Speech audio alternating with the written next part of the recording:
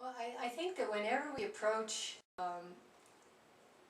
any kind of topic, subject, idea around creativity, we have to kind of stop and kind of develop it a little bit, right? Kind of explain what we mean by certain terms, because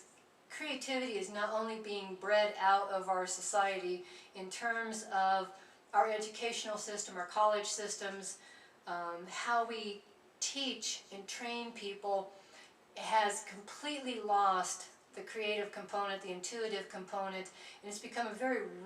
regimented, where we're told what to think, but we're not actually taught how to think. And creativity involves how to think. Okay, it's not concerned with telling you what to think, because of course that kind of defies the whole idea of creativity, which is that each time you engage in it, you're going to produce a variation of an idea. You're not going to, it doesn't like systematically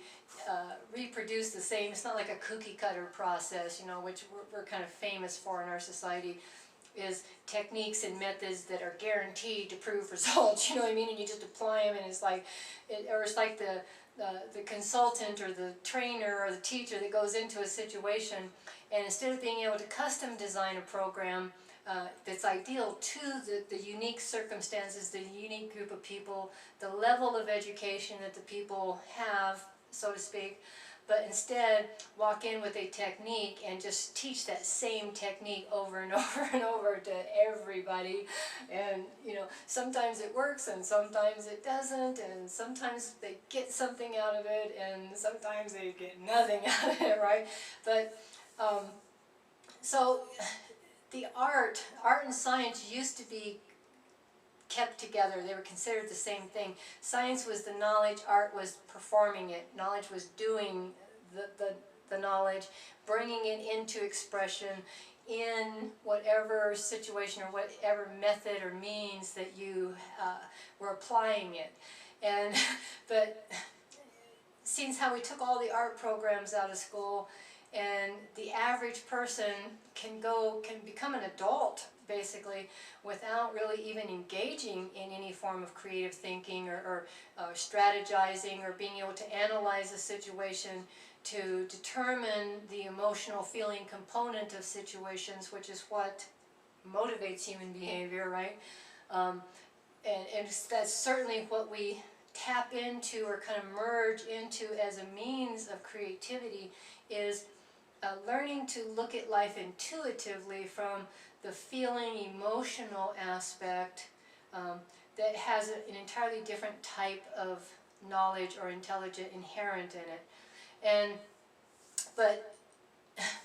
to contemplate the idea of creative thinking is to it's a combination of being able to work from a base knowledge, because you've got to have a certain amount of knowledge on the subject that you're applying the creativity, because creativity is more about doing, it's more about making something. It's taking an idea as kind of like an abstract, invisible form, capturing it, holding it in the imagination, thinking about it in terms of developing it into a full-blown, practical, conceptual type idea that can then be used to make something, or it can be performed to create an effect, right? It's like the cause and effect process, where we're actually creating an experience, we're imposing a direct, you know, we're stimulating a situation to cause it to do something, right? And based on how we're stimulating it, as a means of expression, determines how it responds or reacts to us as a result, which is kind of like what psychology is all about. It's about a rapport that's established between two people, or rapport that's established with a situation, a group of people, that we can influence with our behavior, influenced by how we're being in a situation, or from an intuitive type of perspective, they will in turn respond and interact with us in a certain way, I guess is one way to look at it. And the other thing is that creativity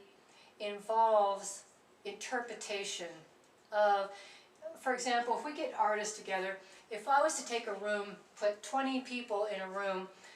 set up something for them to draw or paint, give everybody 20 canvases with the same paints, same format, and have them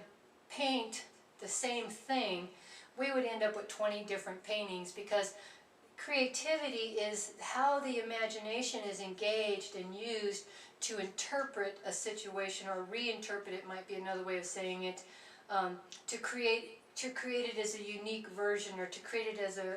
version of itself as filtered through our mind and our preferences and what appeals to us about the object, or what it is that we look to capture in a situation as a means of expressing it, or using it as a means of expression, however you want to look at it. So the reason that knowledge once upon a time was always conveyed in symbolic form was because symbolism requires us to not only use our imagination, but it requires us to interpret information in order to perceive the knowledge in it, or in order to be able to actually use the knowledge in our everyday life in a meaningful manner, okay? And from this sense, this has a very important component inherent in it, okay, that we don't really respect nowadays, but if we did, it would really completely change the nature of not only our educational system and our everyday life in terms, and not to mention the healing professions, because we wouldn't have so many people that needed healing, right? But it's about, as a person perceives an image, and symbolism isn't just a shape or something, it's an image. Let's say an image, like a tree, for example. A tree is what we could call a universal archetype, as far as anybody that looks at a tree, we're all looking at the same thing, it's a tree, right? But we're all going to have a different response, a different experience of the tree, based on whether we like the tree, whether we like trees, whether we like that tree, and how the lighting is hitting it, whether it's in full bloom and it's leafed, or is it dead and just branches. So we all have we're looking at the same thing, and we're creating an entirely different experience of it, based on how we're filtering it through everything. You know, our beliefs, our preferences, what we like, dislike, what appeals to us, what we notice in situations as opposed to what we don't notice, all that type of stuff plays into it. And also the other thing that it plays into, that is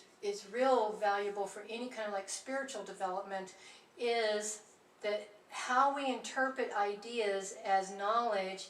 is not only ideally suited to us in terms of exactly where we're at in our life, our mindset, our mentality, our personality, but also based on our level of development as we're doing the interpretation,